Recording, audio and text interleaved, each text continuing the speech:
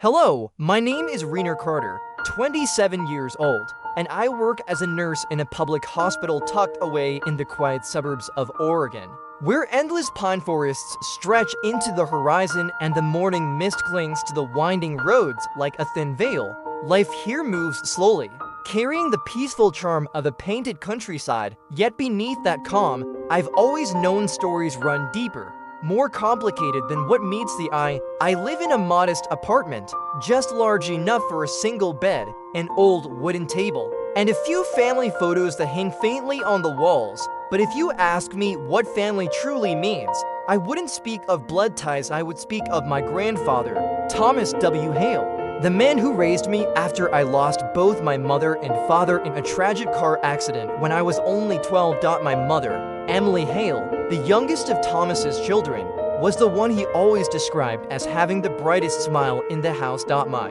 memories of her are fragments, the faint scent of her perfume, the soft humming she sang each night, the warmth of her embrace before bed. My father, a construction engineer, was a man my grandfather admired, not only as a son-in-law, but as someone with whom he could endlessly discuss technical blueprints. But one rainy night, all of that vanished when their car skidded off the highway leading into town. At 12, I couldn't fully understand the depth of the loss, only that my world had collapsed, leaving me an orphan among pitying eyes. My grandfather took me in. Thomas W. Hale, a retired research engineer who had once worked for the Department of Defense, with his snow-white hair and sharp eyes that seemed to hold the wisdom of generations. He lived alone in an old wooden house at the end of a forest trail, surrounded by towering pines and the soft murmur of a brook. That property, worth nearly $2 million because of its vast land, was something he never cared about. Rainer, true worth isn't in land, he would tell me in his steady, warm voice. It's in what we leave behind for the world. I grew up in that house under his guidance. He was not only my grandfather, but my teacher, my companion, and in many ways, my whole world. He taught me how to use a wrench, how to fix a radio, and above all, how to be patient with things that seemed broken beyond repair. Life is like a machine, Rainer, he'd say, holding up a tiny screw with a twinkle in his eyes. Find the right piece, and everything falls into place. My fondest memories are of afternoons in his small workshop out back, surrounded by tools, wires, and his stories of inventions and dreams. He often spoke of his work with the Department of Defense, and though I didn't always grasp the details, I absorbed every word. My bond with him wasn't merely familial, it was a connection forged in years when I needed him the most. Even after I went off to college and began working at the hospital, I made it a point to visit him every week. No matter how drained I felt after long night shifts, no matter how the smell of antiseptic clung stubbornly to my scrubs, I would drive those winding trails to see him.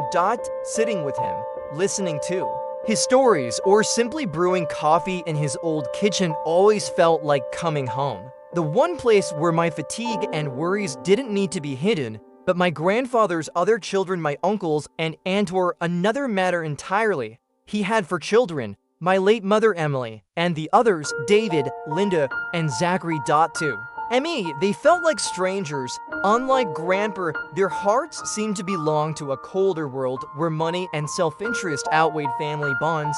David, the eldest, a real estate businessman in Portland, always arrived in sleek suits with an expensive watch gleaming on his wrist. But his eyes were as cold as stone. I recall one time he brought a stack of documents, trying to pressure Grandpa into selling the property for one of his projects. "You're old, Dad. What's the point of keeping this place?" he asked in that flat, calculating tone. Grandpa only shook his head with a gentle smile and replied, "David, you don't understand. This is more than just a house." Watching David's frown, I realized he would never understand Grandpa's devotion. Linda, the second child, worked in a law firm, her life swallowed by endless meetings and business trips. She rarely came to visit, sometimes calling with rehearsed questions before quickly hanging up. Once, she arrived with an expensive bottle of wine, perhaps to make up for her absence, but she stayed only 10 minutes before rushing off with an excuse. I caught Grandpa's eyes following her departure, shadowed with sadness. he never voiced. Zachary, the youngest, was even more disappointing. Nearing 40, he was full of complaints and half-baked dreams of wealth. Whenever he visited, he would ask about the house or the estate plans. "What are you leaving us, Dad?" he'd say, half joking, though his greedy eyes betrayed the truth. I watched Grandpa's gaze grow dimmer each time. "Zachary's just lost. He told me once he'll find his way eventually, but I doubted it." To me, Zachary, like David and Linda, saw him only as a source of wealth, not as the father who had sacrificed his life for them. I was different. I was only a grandson, not even a biological child, but I felt closer to him than anyone. From college onward, I worked hard to be independent, taking side jobs, winning scholarships, pulling long hospital shifts because I didn't want to burden him. Yet no matter how busy life became, I never failed to visit him. Every time I stepped into that old house, the scent of aged wood and fresh coffee wrapped me in belonging. I recall one autumn afternoon when golden leaves carpeted the yard, Grandpa called me into the workshop and showed me a sketch with his shaky but heartfelt handwriting pointing toward a strange device on his desk. "This is a fall detection sensor," he said, his eyes alight with childlike wonder. "It'll save the elderly, Reiner. One day it'll save thousands." I didn't fully grasp it then, but I smiled and helped him polish a piece of metal, thinking he was just dreaming again, as he often did. I didn't know that this dream would one day change everything. Life moved on peacefully, but deep inside, I carried an uneasy feeling, as though somewhere beyond that quiet forest, a storm was silently gathering. Grandpa was growing frailer with each passing day, his pace slower, his voice trembling now and then. I urged him to visit a doctor, but he simply brushed it off. "I'm fine, Reiner. I still have things to finish." What I didn't realize at the time was that he carried a secret, one he intended to share only with me, his grandson. Then came that Tuesday morning, the one that felt like a storm I had always dreaded in the depths of my heart. The air was heavy, fog curling across the road toward the hospital, when my phone buzzed with an unknown number. My chest tightened, but instinct told me to answer. A shaky, urgent voice broke through the line. It was Clara, Grandpa's neighbor, Reiner. "It's Thomas. He collapsed at home. Please, hurry." My blood turned cold, tossing my scrub top back into the locker. I didn't even pause to notify my supervisor. I bolted to my car, the drive toward his house stretching endlessly as pine trees blurred past like shadowy phantoms. I whispered over and over to myself, "Grandpa will be fine. He has to be fine." But when I arrived, the sight that greeted me stole the air from my lungs. His front door stood wide open. Claire lingered there, pale and trembling, clutching her phone. Inside, Grandpa lay sprawled motionless beside his old armchair, the one he cherished so much. His skin had gone ashen, his lips faintly blue, his eyes closed as though drifting in an endless dream. Dropping to my knees, I checked for his pulse. It was so faint, barely detectable. "Grandpa, wake up," I whispered, my hands quivering as I pressed on his chest. Silence. Minutes later, the ambulance screeched in. Though every second had already felt like an eternity. Inside, I clutched his fragile hand, cold and brittle as a dried leaf, while paramedics worked with frantic precision, yet their exchanged looks carried no hope. "Stroke," one muttered grimly. "Critical, we'll do what we can." At the hospital, they rushed him straight into the ICU. Through the glass door, I stared at the machines that strained to keep him alive. Dr. Harris, the department head I'd worked alongside for 3 years, placed his hand on my shoulder and said quietly, "Reiner, it's acute multi-organ failure. His chance of survival is less than 10%. You need to be prepared." My body nodded, but my mind refused. No, Grandpa couldn't leave me like this. Soon after, the staff required a family member to sign financial responsibility forms, an emotionless procedure. Desperate, I dialed David, Linda, and Zachary, Uncle, "Aunt, Grandpa's in critical condition. Please come." David's curt response hit like ice. "I'm in a meeting." "I'll come afterward," Linda said. "I'm out of town." "Tomorrow, maybe," Zachary muttered. "Yeah, I'll see." Hanging up, I felt abandoned by them, by the world. Eventually, they did appear, but not with love in their eyes. David arrived first in a sharp suit, barely glancing at the ICU door, scrolling on his phone as though this was just a minor inconvenience. Linda showed the next morning with a limp bouquet, hesitating to even step inside. Zachary appeared last, disheveled in a wrinkled shirt, and his first words shattered me. Is he awake? Did he say anything about the will? My heart twisted. These were his children, my uncles and aunt, but how could they be so detached? When the doctor asked for a signature, David folded his arms. He's old, Reiner. Keeping this up is just wasting money. I won't sign. Linda nodded faintly. If Dad wakes, we'll deal with it then. For now, let him go peacefully. Zachary gave a hollow chuckle. I can't afford it. Their words struck harder than any blow. Shaking, I walked to the desk, picked up the pen, and scrawled my name. If no one else will stay, I will, I said, voice breaking. Not for the house. Not for money because he's family. The staffer's eyes softened. Are you sure, Reiner? The bills will be huge. I nodded, though my savings were meager. Maybe I could borrow, maybe work endless double shifts, but none of it mattered. I couldn't let him be abandoned. What followed was a blur of exhausting days and nights. I begged friends for loans, pawned my old car, and worked myself ragged. Yet every shift ended the same, sitting by his bedside, reading aloud, massaging his frail hands, whispering through the beeping of machines. I read his favorite technical books, hoping his heart could hear me, even if his mind couldn't. Grandpa, I'm here, I whispered into the silence. I'm not leaving you. Doctors pitied me. One evening, Dr. Harris drew me aside. Reiner, he's unresponsive. You're fighting for something almost gone. Think of yourself too. I forced a faint smile. I'm not doing this out of hope. I'm doing it because he deserves it. My mind drifted to memories of my mother, of how he held me when she was gone, of afternoons fixing radios together, of the fire in his eyes when he spoke of dreams. He hadn't abandoned me. I couldn't abandon him. Not now. Not ever. Then, one night, as I sat reading with my voice hoarse from fatigue, I saw it. His finger twitched. My heart hammered. His eyes, weak but alive, fluttered open. His lips, dry and cracked, moved slightly. I leaned in close enough to feel the faint warmth of his breath. R5 Alpha 9Z, he whispered, his voice so faint it was barely audible. I grabbed the notebook from my pocket, scribbling down the strange sequence, my hands trembling. Grandpa, what are you saying? I'm here, I called, but his eyes closed again, and he slipped deeper into his coma. I clutched the notebook, staring at the scrolled words, R5 Alpha 9Z. What did it mean? A code, a message, or just the delirious mutterings of a dying man?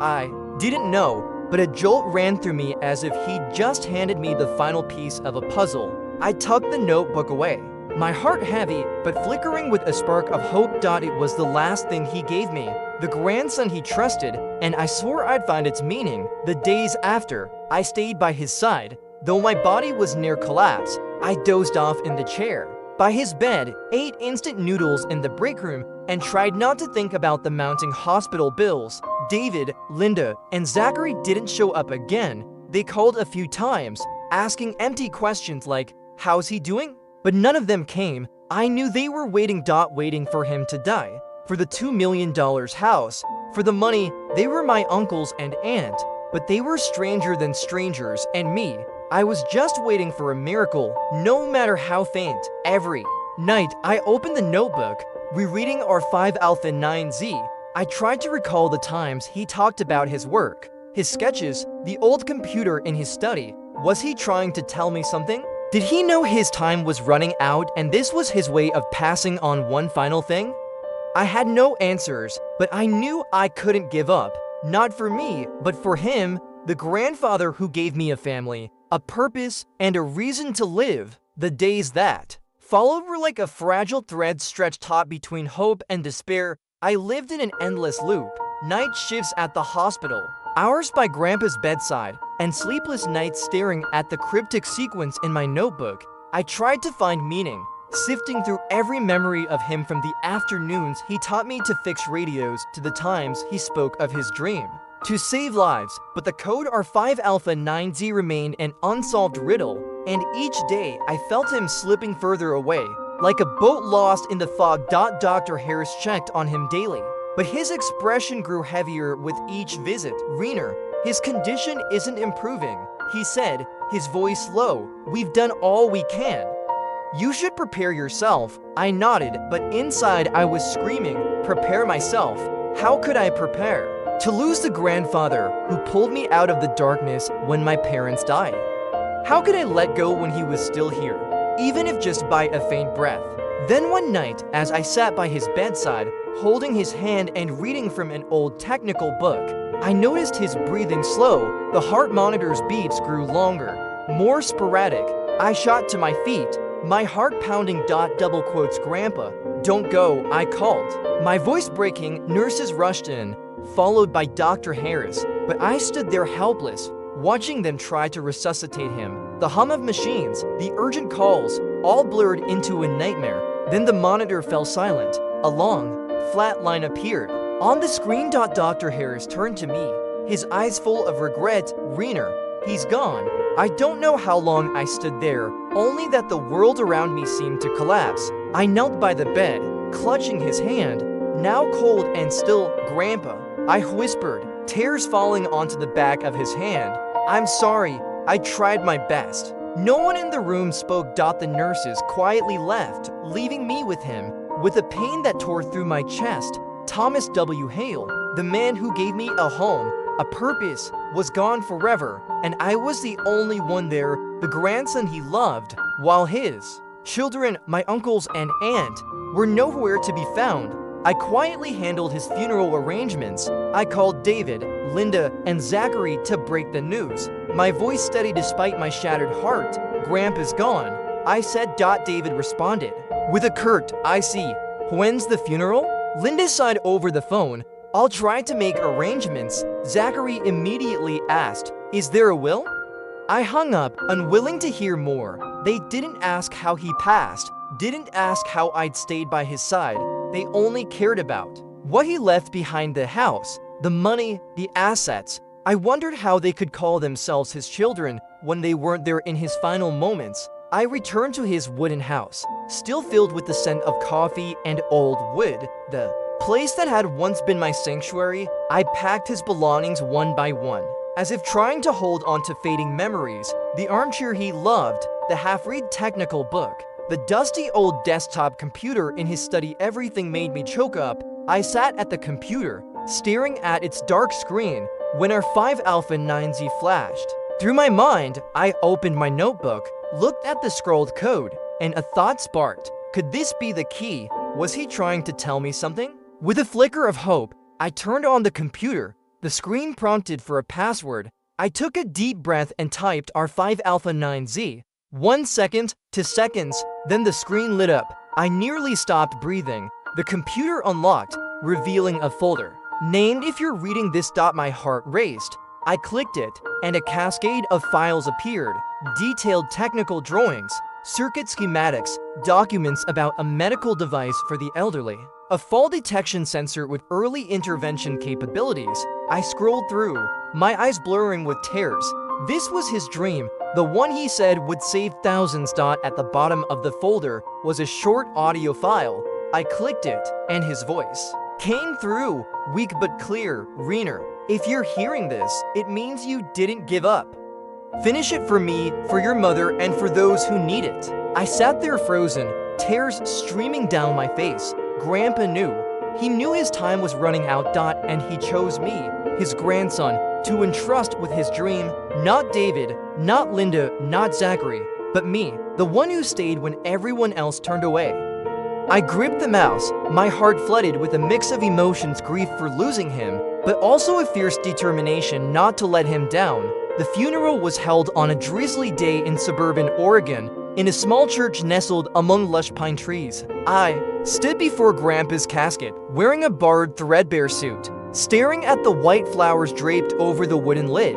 The scent of incense mingled with the damp air, creating a heavy atmosphere, as if the weight of the world rested on my shoulders. I wanted to cry, to scream, but I just stood there silent, clutching the USB drive containing the data from his computer. The only tangible thing left of him besides the burning memories in my heart. David, Linda, and Zachary finally showed up.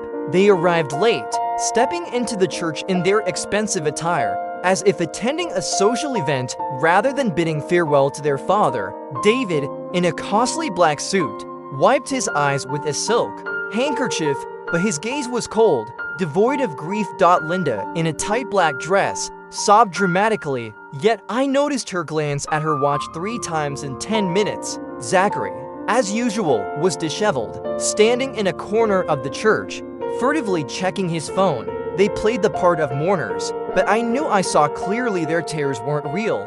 They weren't there when he needed them, didn't hold his hand. In his final days, didn't hear the last words he whispered. They didn't deserve to call him father. I stood by the casket, delivering the eulogy with a trembling voice. Thomas W. Hale was a grandfather, a father, a teacher. He taught me about perseverance, love, and never giving up on a dream. He was the light in my darkest days, and I will forever be grateful to him. I looked out at the sparse crowd, a few neighbors, some of Grandpa's old colleagues, and his 3 children, my uncles and Aunt. David stood with his arms crossed, his expression blank. Linda bowed her head, but I knew she was counting the seconds. Until the ceremony ended, Zachary smirked, as if mocking my words. I clenched my fists, suppressing my anger. They didn't understand, him never would. After the service, everyone moved to a small room adjacent to the church where Grandpa's lawyer, Mr. Brandon, was waiting to announce the estate.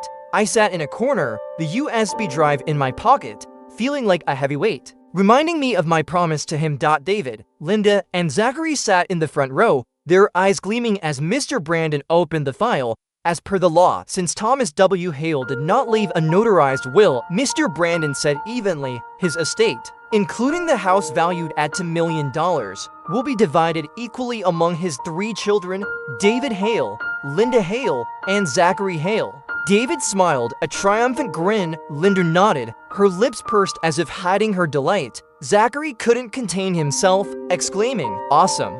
I knew it. $2 million split 3 ways, enough for a fresh start. They shook hands, chatting excitedly as if they'd just closed a lucrative deal. I sat there silent, feeling like an outsider in my own family. They were my uncles and aunt, bearers of the Hale blood, but they were more distant than the patients I cared for at the hospital. David turned to me, his voice dripping with sarcasm. "Rainer, you tried to save the old man, but maybe you should have saved your money instead. How much did you spend on hospital bills? 20,000, 30,000. Now you get nothing." Linda chuckled, and Zachary patted my shoulder as if consoling me.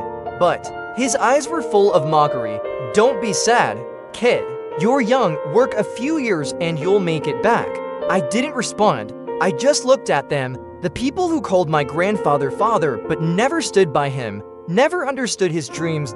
In my hand, the USB drive seemed to burn, reminding me I had something they'd never have: his passion and his trust. I left the church, walking into the rain. The cold droplets soaked through my suit, but I didn't feel alone. I felt him, still there in my heart. In the voice from the recording, "Rainer, finish it." I knew I didn't need the house, didn't need the money. I had something far more valuable: his true legacy. Something David, Linda, and Zachary would never comprehend. The rain kept falling, heavier now, as if trying to wash away the bitterness in my heart. I gripped the USB drive in my pocket, feeling its edges like a reminder that I was carrying my grandfather's dream, the grandfather who gave me a family, a purpose. I didn't have much: a small apartment, a modest nurse's salary, and a lingering hospital debt. But I had his trust, and I was determined to turn the blueprints on that USB into reality, no matter the cost. In the days after the funeral, I embarked on a journey I never thought I could handle. I wasn't an engineer like Grandpa, just a 27-year-old nurse, more accustomed to caring for patients than reading technical schematics. But every time I opened the USB and saw his detailed circuit diagrams and notes, I heard his voice: "Just be patient, and everything will fall into place." I spent hours each night after my shifts, sitting under the dim light of my apartment, studying every line he'd left behind. Terms like biometric rhythms, early intervention, and multi-point sensors overwhelmed me. But I didn't give up. I couldn't let him down. I reached out to Tom, an engineer friend from college, and sent him the USB's contents. A few days later, he called back, his voice brimming with excitement. "Reiner, do you realize what you're holding? This is the most advanced fall detection system I've ever seen. If completed, it could save thousands of elderly people living alone." "Your grandfather was a genius." I smiled through the phone, tears welling up. "I know," I said, my voice catching, "and I want to make it real for him." Tom connected me with the Oregon Institute of Technology, where Professor Margaret Stein, a medical technology expert, agreed to meet me. I arrived at the institute on a cold morning, carrying the USB, Grandpa's notebook, and a heart full of determination. Professor Stein, an older woman with sharp eyes, sat across from me in her book-filled office, surrounded by device models. My hands trembled as I handed her the files. She flipped through the blueprints, read his notes, and looked up, her eyes gleaming. "Reiner, this is a masterpiece. An early intervention system based on biometric rhythms. No one's done this at this level. Who was your grandfather?" I told her about Thomas W. Hale, about the afternoons he taught me to fix radios, about his dream to help the elderly live safer lives. I shared his final days, the cryptic R5 Alpha 9Z, and how he chose me, his grandson, to carry on his work. Professor Stein listened without interrupting, and when I finished, she smiled. "You're not just bringing a design, but a story. I'll help you." She introduced me to a venture fund specializing in medical products, but they required a detailed presentation and a working prototype. I didn't know where to start. I had no money, no team, just the blueprints and a promise to Grandpa. But Professor Stein didn't abandon me. She connected me with a group of engineering students at the institute, eager to join the project. "We'll help you build the prototype," a student named Anna said, "but you need to tell us exactly what you want. This is your grandfather's legacy, right?" I nodded, feeling a weight lift slightly. We worked day and night in the institute's lab.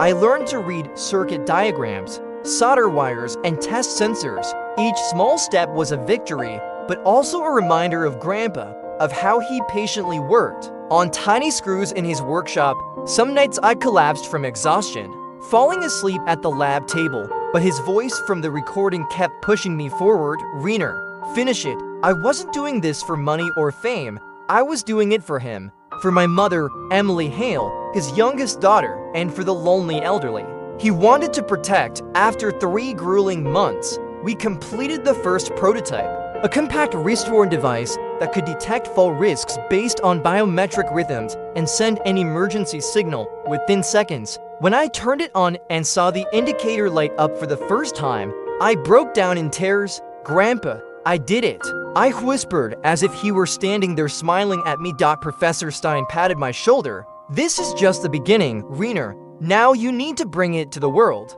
I worked with the venture fund to prepare a presentation. They were people in suits, talking about profits and markets, but I spoke only of Grandpa, his dream, the lives he wanted to save. I wasn't sure if I'd convince them, but when the meeting ended, one investor, Claire, took my hand. "You have your grandfather's heart," she said. "We'll fund the trials." I nodded, tears streaming down. I was getting closer to fulfilling my promise to him. With Professor Stein and the fund's support, I filed a patent, listing the co-inventors as Thomas W. Hale and Reiner Carter. I wanted his name forever tied to this invention, just as he'd been tied to me through the years I grew up. Standing in the Oregon Institute of Technology's lab, watching the fall detection prototype light up for the first time, I felt like Grandpa was there, smiling at me. I wasn't doing this for money or fame. I was doing it for him, the grandfather who gave me a family, a purpose, and for the lonely elderly he wanted to protect. But I didn't expect that. Just as the first light of success flickered, the shadow of greed would loom, bringing my uncles and aunt back into the picture. The news of the invention spread faster than I could have imagined. A local newspaper, the Oregon Chronicle, published a short article titled, Young nurse completes life-saving device from late engineer's unreleased design. The piece recounted my journey.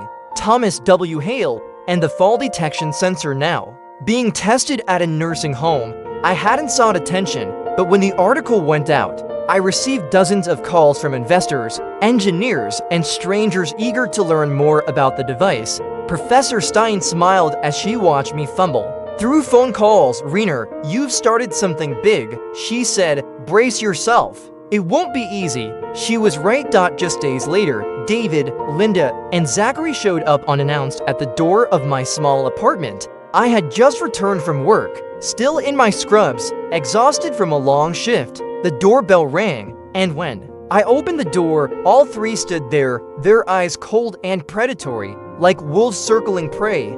David, in his sleek suit, spoke first, his voice dripping with authority. "Reiner, we need to talk, now."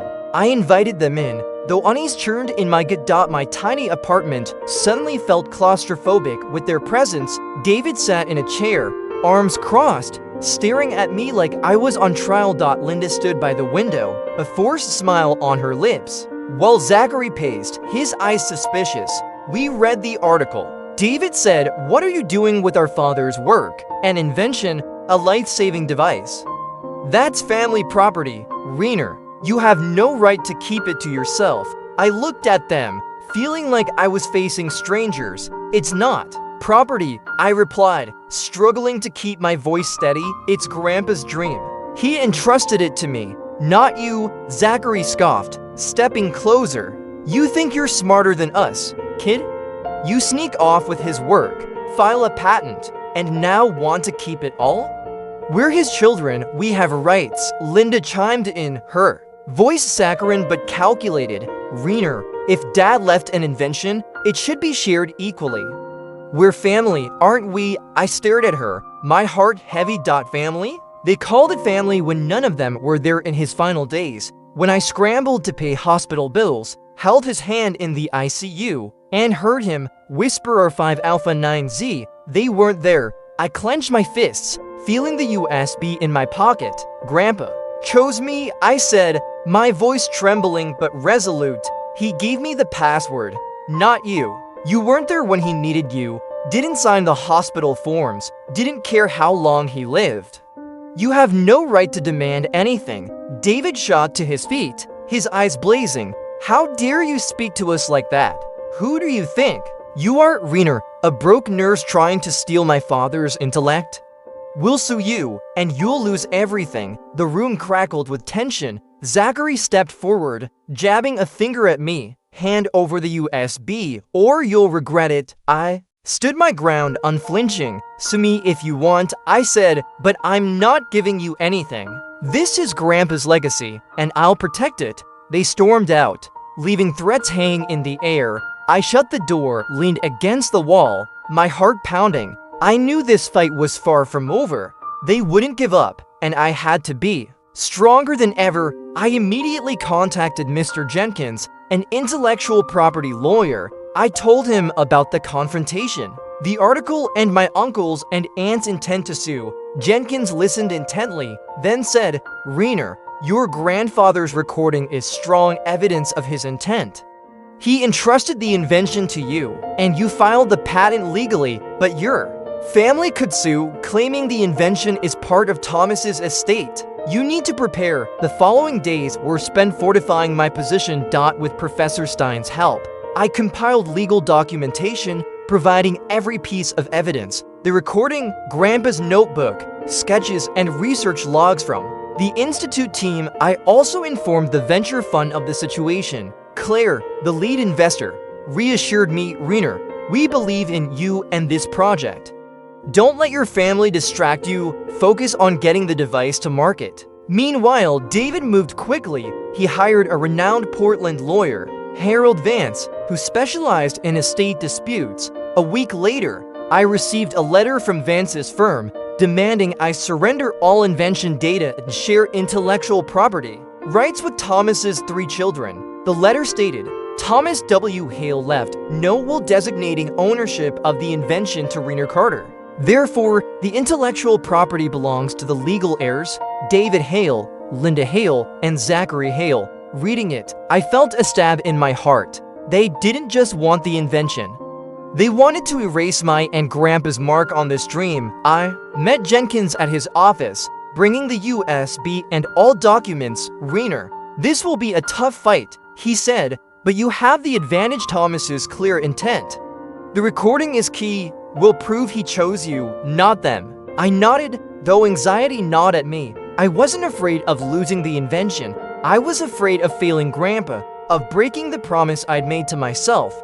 While awaiting the trial, I continued working with the research team to refine the device. Tests at the nursing home exceeded expectations. In the first month, the sensor prevented 3 serious accidents. An elderly man, Mr. Wilson, grasped my hand after being saved, his eyes teary. You don't know how much this means, he said. I live alone and I thought no one cared. I smiled, thinking of Grandpa. Someone cared, sir, I said, and he made this device. Each small success reminded me I was on the right path, but the pressure from my family grew. David spread rumors, telling friends and acquaintances I'd stolen Grandpa's intellect.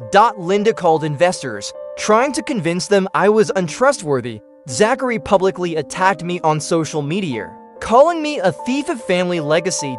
Reading their words felt like a knife twisting in my chest.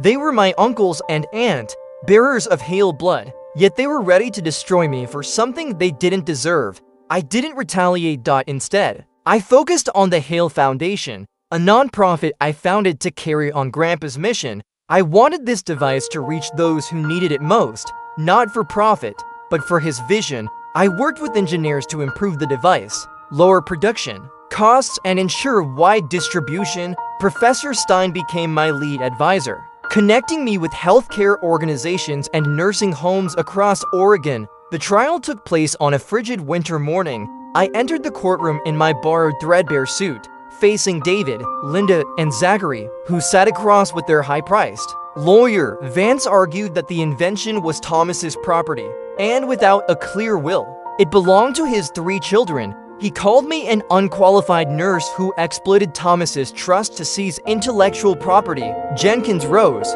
his voice calm but sharp. He presented Grandpa's recording, clearly entrusting the invention to me. He submitted the notebook, emails with Professor Stein, and nursing home test results. Reiner Carter is not just Thomas W. Hale's grandson, Jenkins said. He was the only one by Thomas's side in his final days, the only one Thomas trusted to fulfill his dream. This invention isn't property, it's a legacy. And Thomas chose Reiner to inherit it. I glanced at the row where David, Linda, and Zachary sat. David's face was flushed, arms crossed. Linda bowed her head, but her lips were tightly pressed. Zachary glared at me, eyes full of resentment. I didn't look away. I stared back and said clearly, Grandpa left this to me because I stayed. None of you asked how long he lived. You don't deserve his legacy. The judge delivered the verdict after 3 days. He ruled that the recording was clear evidence of Thomas's intent, and the patent belonged to me as co-inventor with Thomas. David, Linda, and Zachary had no claim to the intellectual property. As the verdict was read, I heard Linda sobbing, but I knew those weren't tears of regret. They'd come too late, and now they had nothing. I left the courtroom, feeling a weight lift, but I knew the journey wasn't over. The Hale Foundation was growing, and Grandpa's device was saving more lives every day. I would continue his mission, not just for him, but for the lonely elderly he always wanted to protect. David, Linda, and Zachary could keep the house, but I had something far more valuable: his true legacy and the certainty that I'd done right. I am Reiner Carter, Thomas W. Hale's grandson, and I will prove that family isn't just blood. It's those who stay, fight, and sacrifice for what's right. After the legal victory at the trial, I poured my heart into the Hale Foundation, working with Professor Stein, the engineering team, and the venture fund to expand testing of the fall detection sensor. In the first month, the device saved 3 people at a nursing home in suburban Portland. A month later, that number rose to 15. Stories began to spread. An elderly woman saved from a fall in her bathroom. An elderly man rushed to the hospital in time thanks to the device's emergency signal. Each story felt like Grandpa smiling, his eyes twinkling as he spoke of his dream to save lives in his small workshop. I continued working at the hospital, but now every shift was an opportunity to think about improving the device. I observed elderly patients, listened to their stories, and jotted down new ideas. If the sensor could detect abnormal blood pressure too, I told Anna, the engineering student on our team, we could save even more lives. Anna nodded, her eyes lighting up. One afternoon, I received a letter from the nursing home where the device was being tested. They invited me to a gathering with patients and families who had benefited from the sensor. I arrived, still in my nurse's scrubs, feeling awkward, standing before a crowd. An elderly woman, Evelyn, took my hand, her eyes brimming with tears. "You don't know what this means to me," she said. "I live alone, and I was always afraid I'd fall with no one to know. Now I'm not scared anymore." I hugged her, tears streaming down my face. "It's not my work," I whispered. "It's my grandfather's." Thomas W. Hale. The event made local news. This time, not only the Oregon Chronicle, but also a Portland TV station came to interview me. I wasn't used to camera lights or microphones in my face, but I tried to talk about Grandpa, about the engineer who spent his life dreaming, the grandfather who gave me a family when I lost everything. "This device isn't mine," I said. "On camera, it's my grandfather's legacy, and I'm just carrying on his work." When the interview aired, the Hale Foundation received hundreds of calls from nursing homes, hospitals, and even international organizations wanting to partner on distributing the device. Grandpa's dream was spreading further than I'd ever imagined. One day, I learned that David, Linda, and Zachary had decided to sell Grandpa's wooden house. They split the proceeds 3 ways, each pocketing nearly $700,000 without ever consulting me. I wasn't surprised, but my heart still ached. That house wasn't just property. It was where I grew up, where Grandpa taught me to fix radios, where I felt his love. I thought it was gone forever until I came across a listing from a real estate agent. The bidder for Grandpa's house had backed out at the last minute, and my uncles and aunt were now listing it below market value. I knew this was my chance to reclaim the house filled with memories of Grandpa and me. I didn't have much money, so I enlisted Jenkins to help me secure a bank loan. In the end, I bought the house not to own it, but to preserve Grandpa's memory.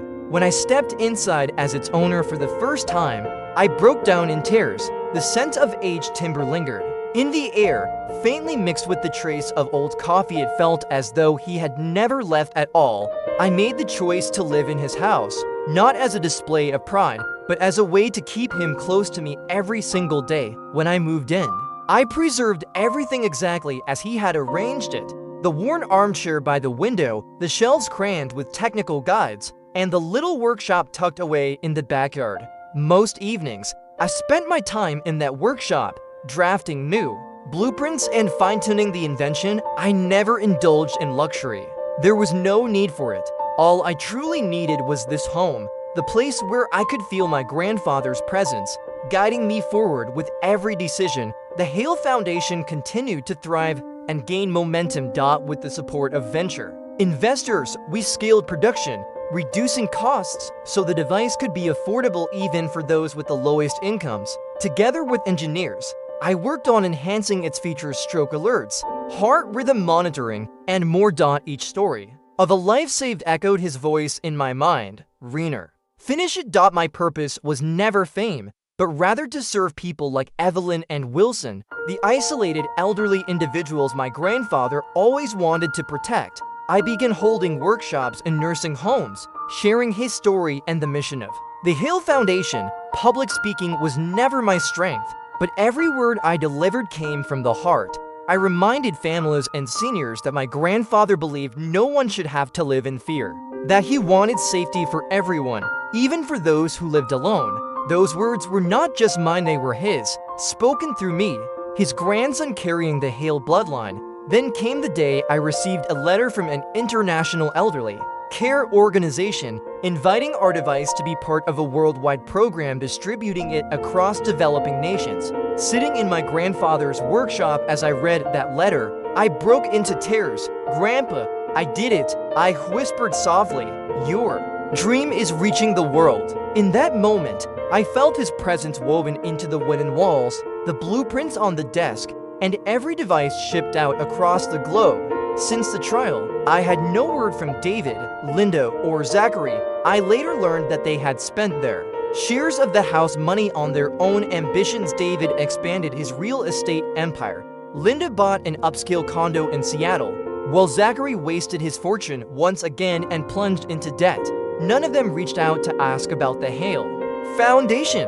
None cared about the lives being saved, and none even spoke my grandfather's name. To them, he had been nothing more than a source of wealth, and when that well dried up, they abandoned even his memory. I no longer held resentment toward them. Instead, I pitied them for failing to see his true worth, for missing the opportunity to understand the depth of the man who had given them everything. They could keep the house and the money, but they could never possess his legacy, which I had the honor to inherit. My thoughts often turned to my mother, Emily Hale, his youngest daughter, and I wondered if she would be proud of me. Deep down, I believed she would, just as I knew he was. On a bright spring afternoon, I held a modest ceremony at the wooden house to mark the first anniversary of his passing.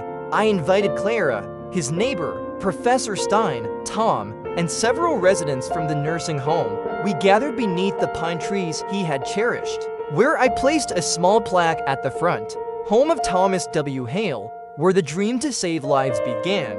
I didn't speak much, just thanked everyone for helping me keep his vision alive. Yet, as I looked at the plaque, I could feel his smile warming me. My life remained simple, working at the hospital, managing the foundation, and continuing to refine the device. I never longed for recognition. All I wanted was to live faithfully to his memory, to my mother, and to myself. Each day, I entered his workshop, powered up the computer, and carried on as he once did. His presence surrounded me, not just as a recollection, but as a flame burning brightly within. Sitting in the dim glow of the workshop lamp, I often reflected on my journey from a child orphaned by a tragic car accident to finding family in my grandfather, Thomas W. Hale, the man who raised me and showed me how to truly live. Once, I had been seen as only a nurse, just a boy with nothing but passion. Now, I was the bearer of his legacy, not of the $2 million home or any fleeting wealth, but of his vision, his trust, and his philosophy. I had come to understand that real value is not measured by possessions, but by what we leave for others. My grandfather left behind more than just the Hale sensor and the foundation. He left a lesson. Family is not only blood, but those who remain when everyone else walks away. I thought again of David, Linda, and Zachary's biological children, my uncles, and they were family in name and blood, but they chose abandonment, choosing wealth over kinship. I, his grandson, with only love for him, chose to stay.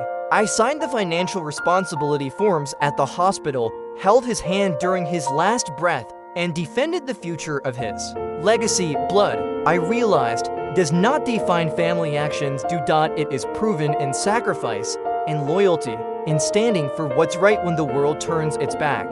This is the message I want to pass on, especially to young people who, like me, once felt alone within their families. Never hesitate to do what's right, even when no one notices. Never fear standing by your beliefs, even if those you love oppose you. Kindness is never wasted. It may turn out to be the greatest treasure of all. I found my treasure not money or notoriety, but the peace of knowing I had made him proud, and that I carried his dream into the world. Today, the Hale Foundation has become an international movement with branches in 5 countries, distributing thousands of devices each month. I still run it from the wooden house, where I feel closest to him, and where I work side by side with engineers to create new tools, not only false sensors, but health monitoring systems, emergency connectivity devices, and technology that empowers the elderly to live independently. Every project is another flame, kindled in his name. Though the foundation demands much of me, I still serve as a nurse, because caring for patients, listening to their stories, holding their hands makes me feel as though I am continuing his work in my own way. My life remains simple. Each morning, I brew coffee, sit in the kitchen, and gaze at the creek beyond the window. My thoughts drift to him, to my mother, and to countless lives saved by his device. People I will never meet but whose safety carries his legacy forward. I often reflect on my path from an orphan boy with nothing to the chosen heir of a visionary engineer's dream. If you are reading my story, I ask you to remember this. Always choose the right path, even if recognition never comes. Fight for your beliefs, even when it means facing your own kin. Family is not bound by blood alone. It is made of those who stay, who hold you when you are weak, and who stand by you when the world deserts you. Even the smallest kindness can transform the world. That truth I learned from my grandfather, Thomas W. Hale. My wish is that you too will find a flame to guide your way. My name is Rainer Carter, grandson of Thomas W. Hale, and this is my story, a story of loyalty, kinship, and a legacy destined to endure forever.